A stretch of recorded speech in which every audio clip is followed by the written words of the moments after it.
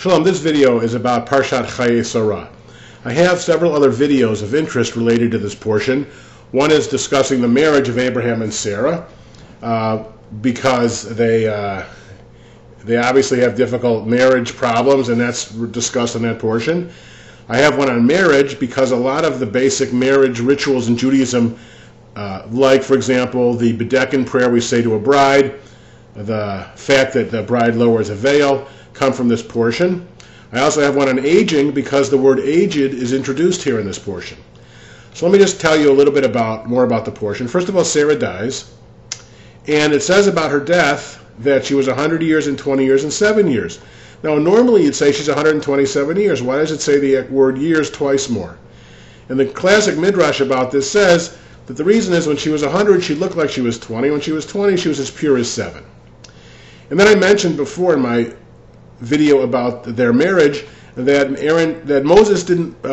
Abraham didn't mourn completely, fully. He wasn't that bereft because there's a small chaf in the word livchotah, to cry, and they were in different cities when she died.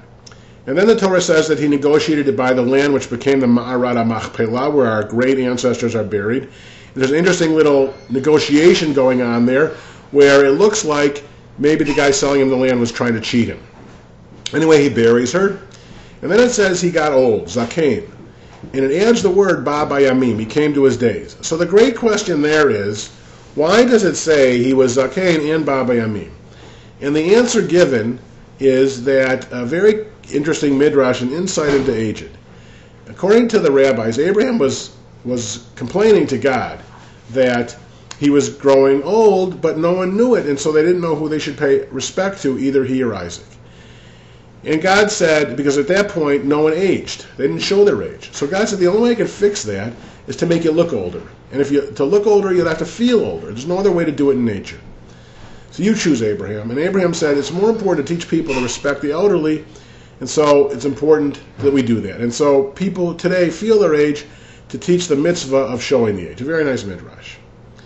In any case, then Abraham needed to get a wife for Isaac, and he sends Eliezer. Now Eliezer poses a test. Eliezer's test is, if the fella that I meet, when we the woman I meet, she's got to be a generous and righteous soul, and the test will be if she wants to give my camels water too besides me, I'll know she's the right person. And sure enough, he comes across the desert and he bumps into Rebecca at the well, and she says, can I give you something to drink and your camels?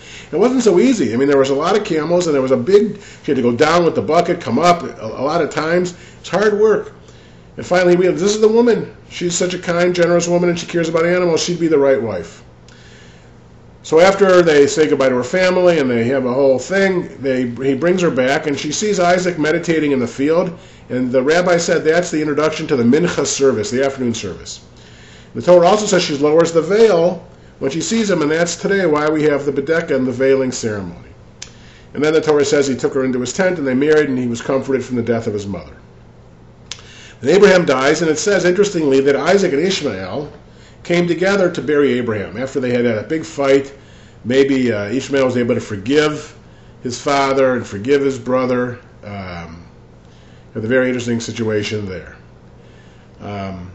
Any case, so now we have the death of Abraham, the death of Sarah, and the continuing lineage of Ishmael. And that's Parashat Hayyei.